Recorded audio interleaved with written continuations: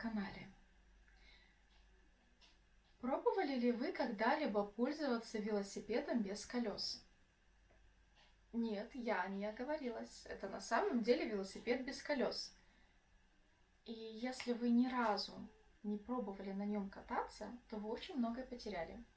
Потому что вы даже себе представить не можете, насколько он удобен, насколько много радости может ребенок получить, катаясь на таком велосипеде.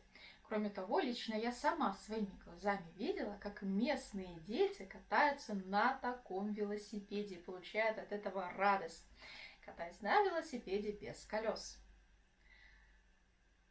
Кроме того, на таком велосипеде катаются не только местные дети, но и мои дети тоже. И им это очень нравится.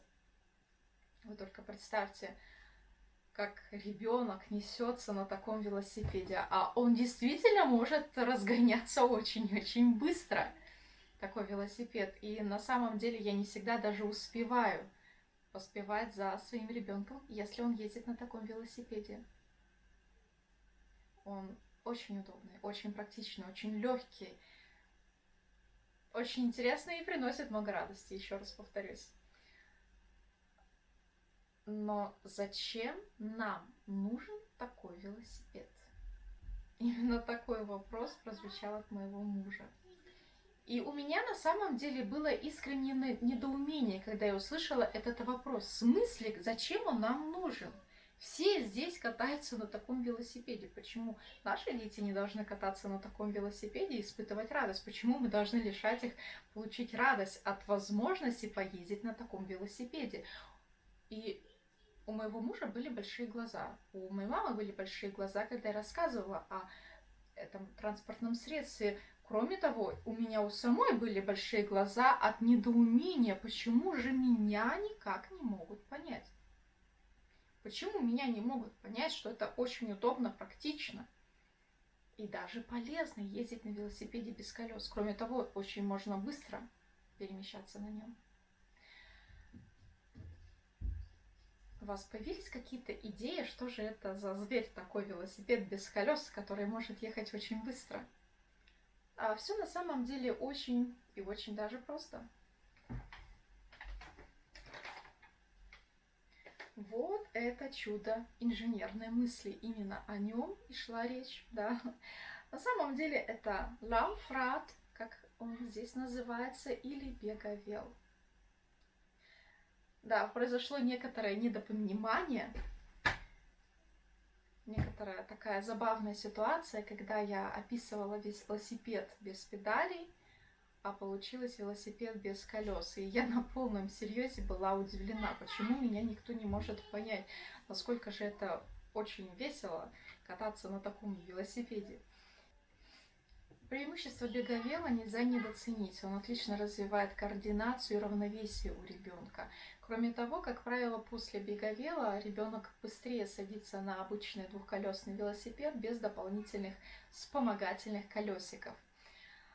Но на российском рынке он начал внедряться не так давно. Примерно в 2009 году, именно так описывает интернет. Но несмотря на все это, о существовании такого чудесного транспортного средства я ни разу не слышала в России. То есть, получается, еще пару-тройку лет назад о нем я не слышала. В Сибири, по крайней мере, возможно, где-то он и был популярен, но не во всех городах России. Россия, она большая. Но спустя примерно года два, как я уже слышу о том, как он набирает популярность, как многие родители покупают его своим детям и получают радость от того, что их ребенок может таким образом перемещаться. На самом деле беговел имеет очень давнюю историю. Карл Фрайхер фон Дрейс изобрел в Карлсруhe транспортное средство, которое произвело революцию в сфере транспортных пассажирских перевозок. Вы только представьте, в 1817 году был обнародован этот велосипед. а уже в 1818 году он был запатентован. Что из себя представлял Беговел на тот период? Были ли какие-то различия с современным Беговелом? Ну, начнем с того, что различия глобальные в том отношении, что сегодня Беговелом пользуются дети, а на тот период он предназначался для взрослого поколения. Кроме того, на тот период это было единственное в мире первое транспортное средство с двумя колесами в ряд, которое приводилось в движение при помощи исключительно силы мышц. Отдаленно все-таки это транспортное средство напоминает современный велосипед без педалей, и для того, чтобы его привести в действие, водитель должен был опереться предплечьями на мягкие скамьи этого велосипеда и поочередно отталкиваться ногами для того, чтобы велосипед мог начать двигаться, перемещаться. Свою идею изобретатель получил благодаря езде на коньках. И таким образом появилась шагающая машина. Именно такое название она получила. Вот давайте подумаем, какой скорости может достигать современный велосипед. Если говорить о городских магистралях, велосипедист-любитель ездит, как правило, 20 км в час. Если это шоссейный велосипед, то до 30-35 км в час. Иногда при некоторых условиях скорость может достигать 40-43 км в час. А если говорить о велосипедистах, которые участвуют в гонках Tour de France, то скорость средняя 50 км в час. На определенных участках она может достигать до 70 км в час. Таковы реалии современных велосипедов. Но какова была скорость того велосипеда? Когда в июне 1817 года Дрейс впервые решил обнародовать публично свое транспортное средство, он совершил путь из Мангейма в Швейцинген. И средняя скорость, она по-разному в интернете представлена, 14-15 км в час. Так вот только представьте, один даже историк технологий сказал, что для голландского велосипедиста с пневматическими шинами и широкоподшипниками это все еще приличная скорость по тем временам, когда появился велосипед. Это приличная скорость. Тогда никто в мире не мог представить балансирование на двух колесах. Бум длился недолго, потому что по тем временам это была огромная скорость, которая беспокоила пешеходов. И вскоре даже последовали запреты на использование велосипедов, например, в Мангейме и в Лондоне. И спустя 20 лет после первой поездки писатель Карл Гуцков писал, что Беговел – это бесполезная детская игрушка.